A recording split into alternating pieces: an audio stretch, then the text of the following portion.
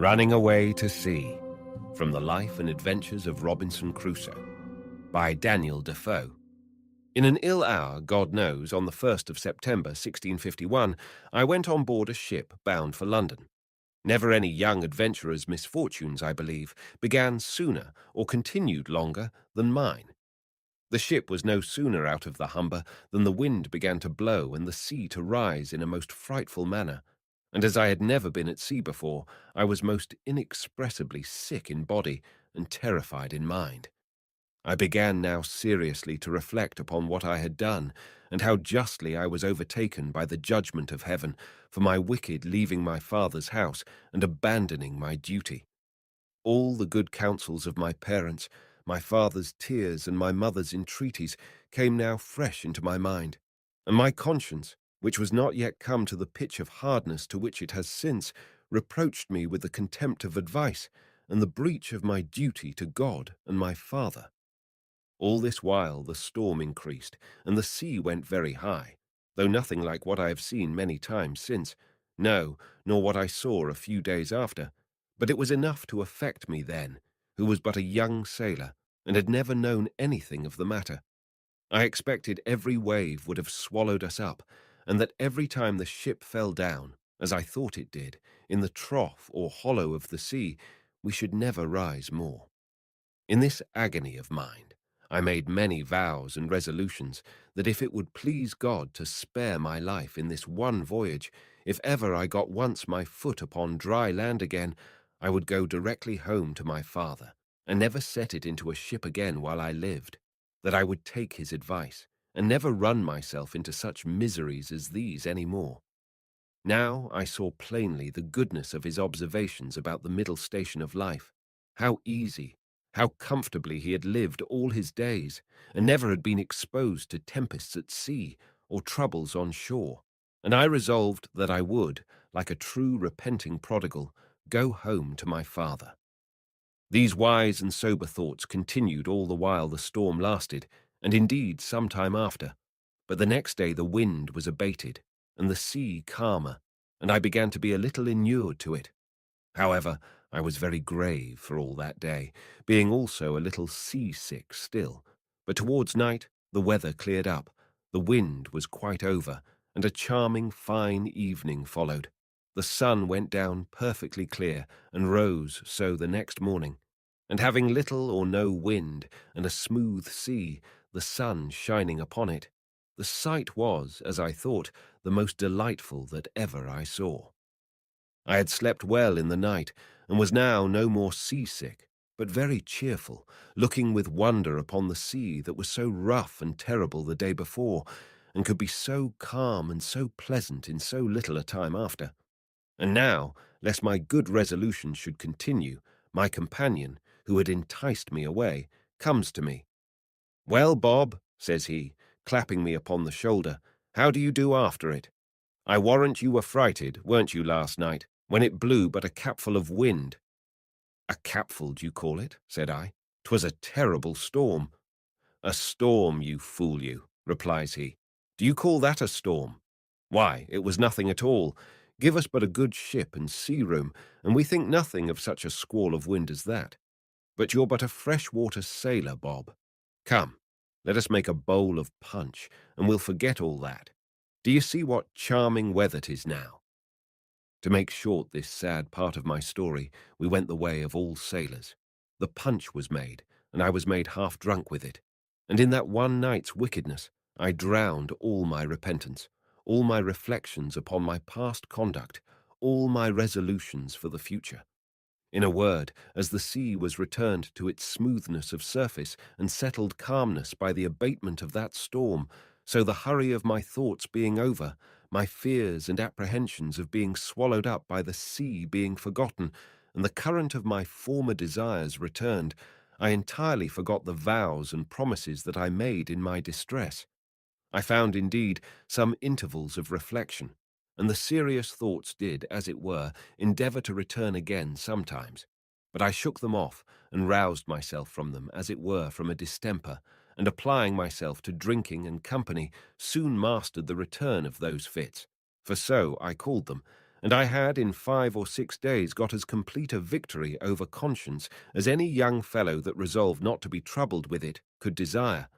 But I was to have another trial for it still, and Providence, as in such cases generally it does, resolved to leave me entirely without excuse. For if I would not take this for a deliverance, the next was to be such a one as the worst and most hardened wretch among us would confess both the danger and the mercy of. The 6th day of our being at sea, we came into Yarmouth roads. The wind having been contrary and the weather calm, we had made but little way since the storm. Here we were obliged to come to an anchor, and here we lay, the wind continuing contrary. Vesey, at southwest, for 7 or 8 days, during which time a great many ships from Newcastle came into the same roads as the common harbour where the ships might wait for a wind for the river. We had not, however, rid here so long, but we should have tided it up the river, but that the wind blew too fresh, and after we had lain 4 or 5 days, blew very hard. However, the roads being reckoned as good as a harbour, the anchorage good, and our ground tackle very strong, our men were unconcerned, and not in the least apprehensive of danger, but spent the time in rest and mirth, after the manner of the sea. But the 8th day, in the morning, the wind increased, and we had all hands at work to strike our topmasts and make everything snug and close, that the ship might ride as easy as possible. By noon, the sea went very high indeed, and our ship rode forecastle in, shipped several seas, and we thought once or twice our anchor had come home. Upon which our master ordered out the sheet anchor, so that we rode with 2 anchors ahead, and the cables veered out to the better end. By this time it blew a terrible storm indeed, and now I began to see terror and amazement in the faces even of the seamen themselves. The master, though vigilant in the business of preserving the ship, yet as he went in and out of his cabin by me, I could hear him softly to himself say, several times, "Lord, be merciful to us. We shall be all lost. We shall be all undone," and the like. During these first hurries I was stupid, lying still in my cabin, which was in the steerage, and cannot describe my temper. I could ill resume the first penitence which I had so apparently trampled upon and hardened myself against. I thought the bitterness of death had been past, and that this would be nothing like the first. But when the master himself came by me, as I said just now, and said we should be all lost, I was dreadfully frighted. I got up out of my cabin and looked out, but such a dismal sight I never saw. The sea ran mountains high and broke upon us every 3 or 4 minutes. When I could look about, I could see nothing but distress round us.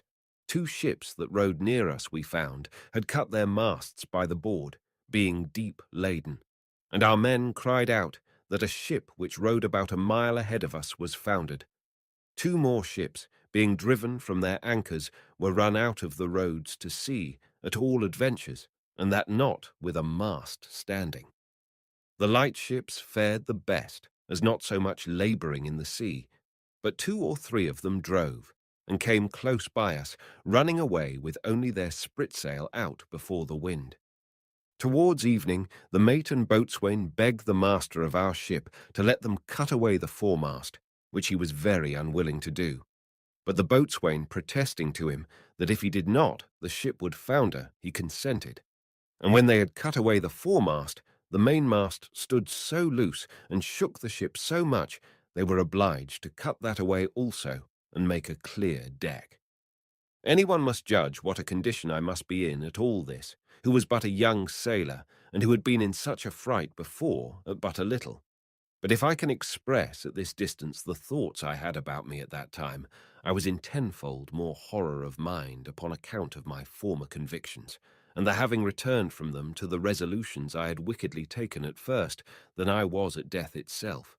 And these, added to the terror of the storm, put me into such a condition that I can by no words describe it. But the worst was not come yet.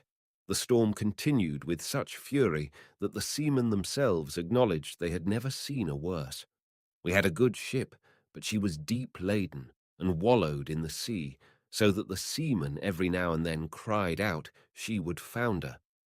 It was my advantage in one respect that I did not know what they meant by founder till I inquired. However, the storm was so violent that I saw what is not often seen, the master, the boatswain, and some others more sensible than the rest, at their prayers, and expecting every moment when the ship would go to the bottom.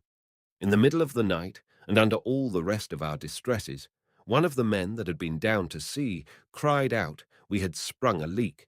Another said there was 4 feet water in the hold. Then all hands were called to the pump.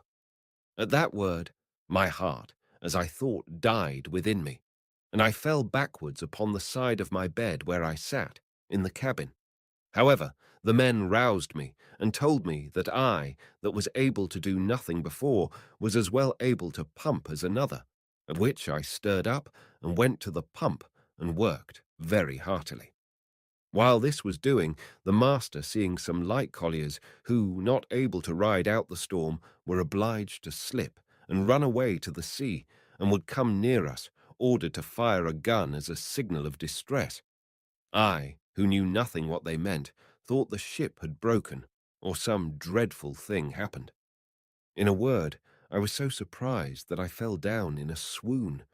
As this was a time when everybody had his own life to think of, nobody minded me or what was to become of me. But another man stepped up to the pump and, thrusting me aside with his foot, let me lie, thinking I had been dead. And it was a great while before I came to myself.